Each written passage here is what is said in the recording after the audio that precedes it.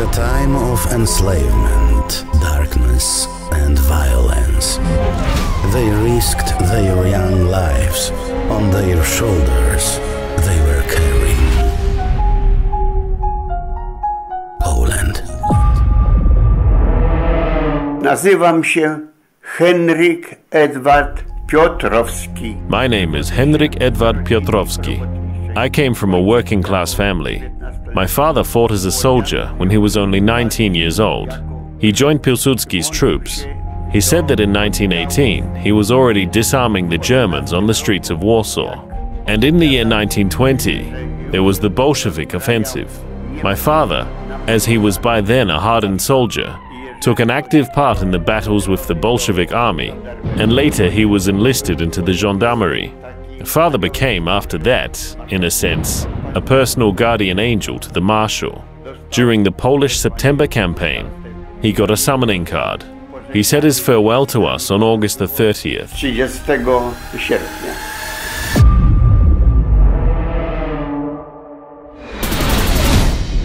Ponieważ myśmy mieszkali na Bielanach. We lived in Bielany, in the so-called workers' capture district.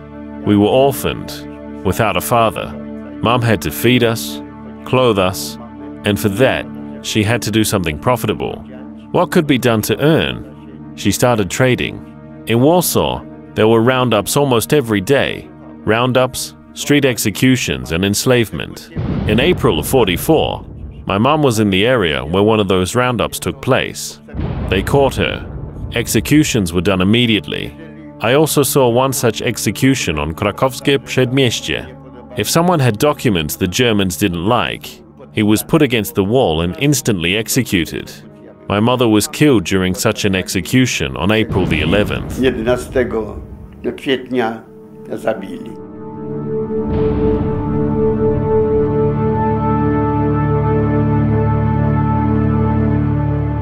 Już nas wtedy było to tylko dwóch, bo najmłodszy właśnie też, a braciszek umarł i... Back then, there were only two of us.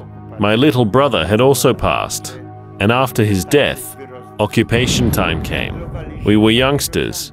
We traded in cigarettes, and street trade was common then. The factory was on Gdańska Street, behind the church. There they made the so-called swojaki, kluby, damskie. Near Wilson Square, they were making Egyptians. Egyptians were the best. 12 pieces packed in slim packages. And they were for people from better homes. So they smoked Egyptians, and there were also gulls, scented cigarettes. When you opened the lid a bit, the smell was so nice. We had suitcases on the belt and around our necks, and there was an opening covered by a flap. We were overpricing them because that's just how you traded here. We wanted to bargain as much as possible and earn more money. Only with us. Tylko u nas.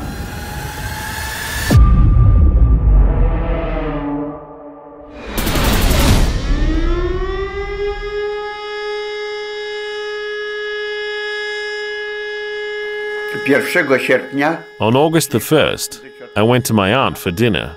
After eating, around 3 p.m., I took my little suitcase under my arm and set off for the city. I was waiting at the stop on the corner of Pius and Aleje Ujazdowskie, but the tram wasn't coming. I started to wonder why the streets began to look deserted. From Trzech Square, though, there was a constant stream of horse-drawn carts, and with them, the German army was retreating from across the Vistula because the Russians were already closing in on Warsaw. The front of resistance was already broken, and the army was seemingly tired, hairy, and distraught. The German soldiers always looked sharp, and here they were, incredibly sloppy. They were all going west. Suddenly, gunshots rang out. The Germans started to look around, and soon after, there were other shots from behind. They came from the parliament, and the parliament was occupied by the Germans. The skirmishes started there as well. When the Germans understood that they'd been shot at from every direction, they took down rifles from the carts and started to shoot out blindly. There were only a few people within their reach besides me. I figured out I might get shot too. I decided to run away, but I didn't know where. Then it came to me, to my aunt back home. when I ran to the very corner of Rozbrat and Górnośląska streets. They started shooting again. Bullets were swishing all around me. I fell several times. I got up, and I dropped my suitcase. The whistle of bullets remained in my memory until today, but no bullet could reach me. I think that was my mother protecting me from above with some invisible cloak. Jakiś płaszcz, no to ja to mówię, no że matka mnie zasłaniała.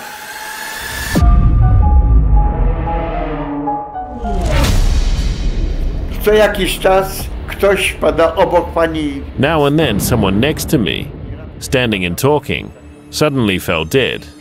We called them pigeonists because they watched from the balcony, the vent, and most often from the roof, behind the chimney. As soon as they saw a convenient passerby, they shot him from above. And if they had a long gun with a scope, they killed instantly. I, myself, joined such a brigade. The soldiers started to do this, but then someone said that the youngsters, locals who know every corner, would be the best suited for this task. We walked barefoot. There were 6 such groups, of 5, of 4, of 6 in each. We watched every street, every house, every window.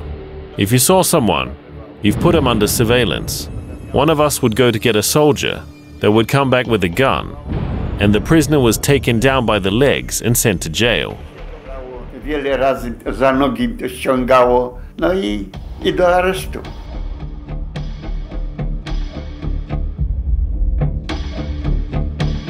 Do 10 to jeszcze.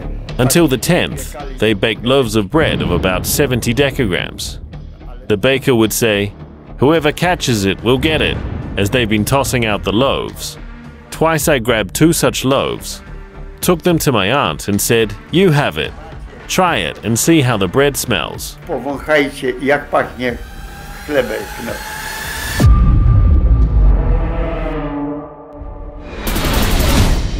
Jak tu pani wytłumaczyć? How do you explain that?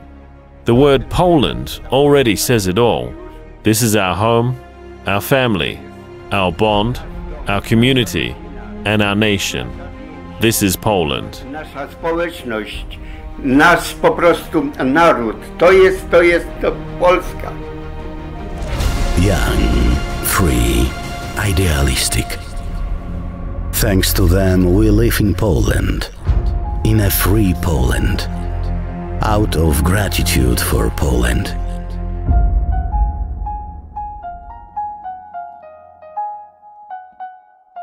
Subsidized by the Polish National Foundation.